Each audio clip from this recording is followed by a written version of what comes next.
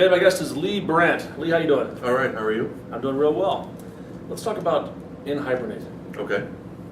NHibernate is an ORM, Mhm. an object relational mapper. What's an object relational mapper? Basically, it allows you to take the objects that you use in an object-oriented system and map them to a relational database, so that you don't have to worry about SQL getting in your way of getting your objects persisted to a data layer somewhere. Okay, so the idea is that database objects and database languages, database tools, they're good for databases. Mhm. Objects are better for .NET code or other Yeah. language codes, and so you can keep those separately, and an ORM just kind of maps between them. Yeah. All right, and NHibernate is a class of those, or a product that implements. It's an ORM product. Yeah. And how long have you been working with NHibernate? Since about 2008, so about 2-3 years, early 2008. So. Okay, and it's been around a while. It's probably Yeah. the oldest of the .NET ORMs. Yeah, it's ported from Java's Hibernate. So. Since the release of NHibernate, there's been just a ton of Oh yeah. other tools, some from Microsoft, some Yeah. open source. Let's talk about how do you actually use NHibernate. Okay. So if I'm brand new to it, I've got Visual Studio installed on my computer, and first I need to get NHibernate. Where do I get it? You can download it from, I think it's on SourceForge still. So you just download it from SourceForge. It's their binary references, so just DLL references. And then the very first thing you're going to do is go in and make some configuration files. One for connecting to the database, it just tells it what kind of database you're using, Okay. what the connection string is, and things like that. And the other ones are for each of the objects that you want to map to a relational data access layer. Okay, so there's no install for NHibernate. No. I just download DLLs and I set references to those DLLs Mhm. in my project. And the configuration files, what do those look like? They're XML files. So you start with what table this is coming from and what properties map to what fields in those tables. Okay.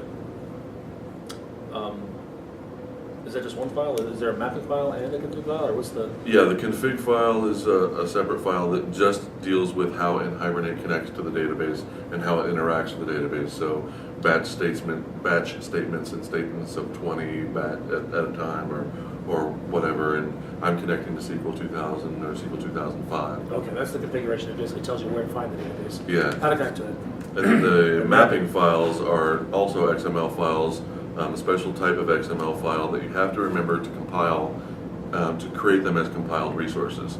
So you can't just leave them as XML files. Once you create them as XML file, you have to, in your Solution Explorer, right-click and say use this as a compiled resource, and it compiles that all into the DLL.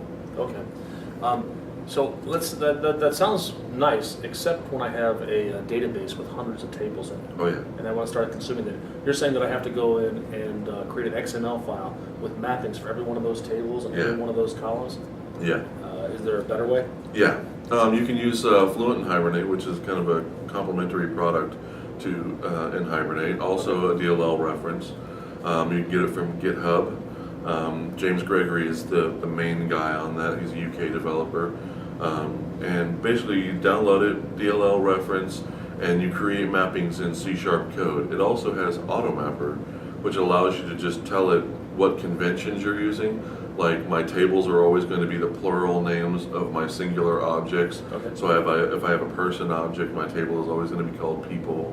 Well, what understands person, people is the... Well, if you use something like there's .NET Reflector, it's just another DLL reference that comes within Fluent and Hibernate when you download it, and you can just use that to pluralize. It has pluralized methods in it that knows how to pluralize those things. Okay. So we're talking about a couple tools. AutoMapper, which is that a that's Well, another...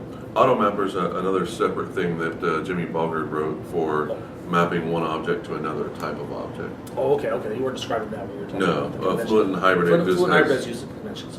Yes. Okay. It uses conventions by default. If you don't set up any mappings, it uses its own internal default conventions.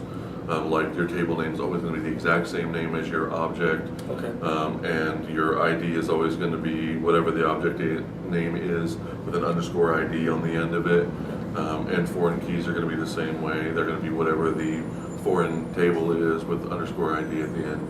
But you can override those conventions and write your own conventions to say that's not how we do things here. Okay, so that's a lot less configuration to get. have to. Oh, yeah. A lot of XML you type into your mapping file. Yeah, I mean, what I tend to do is use the auto mapping feature Okay. and just deal with exceptions to my conventions. So whenever there's an exception to my convention, let's say my foreign key convention is always the object name with ID on the end. If, for instance, I have two references, like I have a home address and a work address, well, those are not going to be home address ID and work address ID. Those are always going to be work address ID in the address table, right? Okay. So what you do is you tell it, for this instance, override the normal conventions and use these mappings instead. So you only have to map the exceptions to the conventions that you've set up. Okay. If that makes sense. It does make sense. I mean, I think if I control the database, if it's a brand new application, Mhm. typically I'm going to use conventions like that. Yeah. Because I've created my tables and my objects are just reflect. I have more or less one entity class per table. Yeah, a lot I of- have the names of the properties on my classes tend to be the same as the names of the columns in my database. Yeah. Where I have to do a lot of mapping is when I inherit somebody else's database. Sometimes those people have very strange naming conventions. Oh yeah, and if you have to do your own mappings, you can use their Fluent mappings, which is a Fluent interface to mapping, and it's very simple to do. It's all C# with lots of IntelliSense to help guide you along the way. So. Okay, so now we've got our connections to our database through the configuration. We've got our mappings either through this XML file or through Fluent and Hibernate. Mhm. But now we actually want to consume these objects in our application. Mhm. So how do we do that? I'm not sure what you mean. Well, I have an application that it wants to display information about customer 123. Mhm. Customers 123 is in the database. I want to write code to connect to that. Okay. What does that code look like? Generally, there's basically three main ways you can go about it.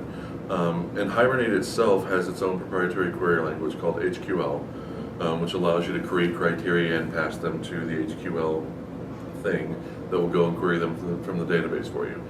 You could create your own raw SQL and pass that raw SQL to NHibernate and say, here's the SQL I want you to use to get that information from the database. Or what I tend to do is the NHibernate Contrib project has a thing called a link to NHibernate, and it allows you to use link to query your database with.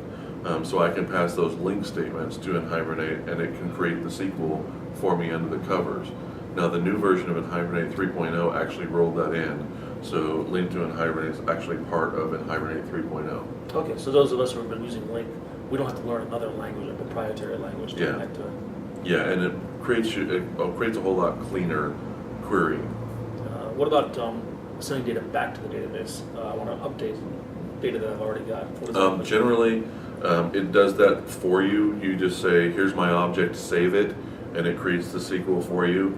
If you have relations with those, like if you have a person with two addresses in it, it'll save those addresses too, so it goes all the way through. And on the way out, if you have those relationships, it lazy loads those relationships.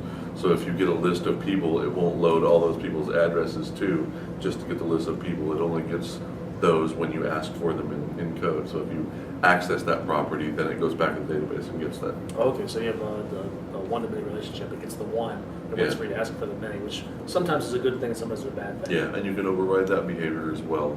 I don't know if you can do it on a per query basis, but definitely on a per object basis.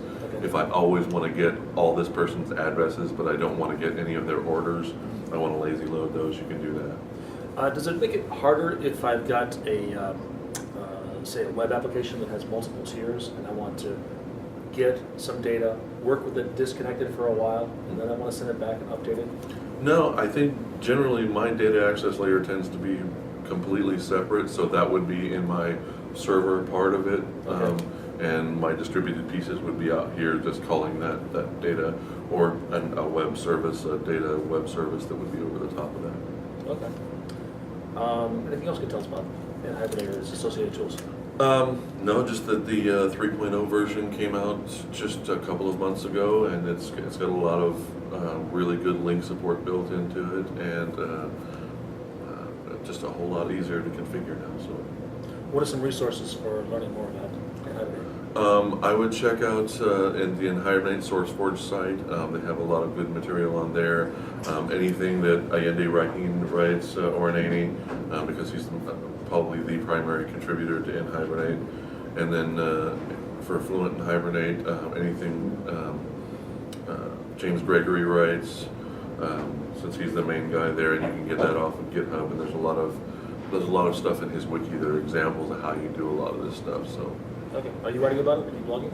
I am. I do a little bit of blogging about it. I'm kind of in the middle of NVC stuff right now, so I'm blogging a lot about NVC and behavioral development. Where's your blog?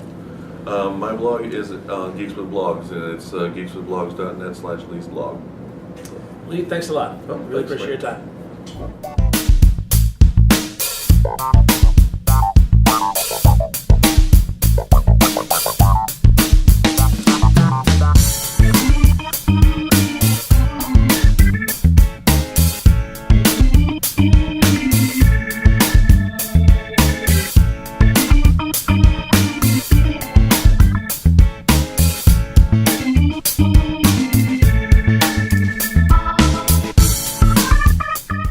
The kind of technology you chooses the friends that you have.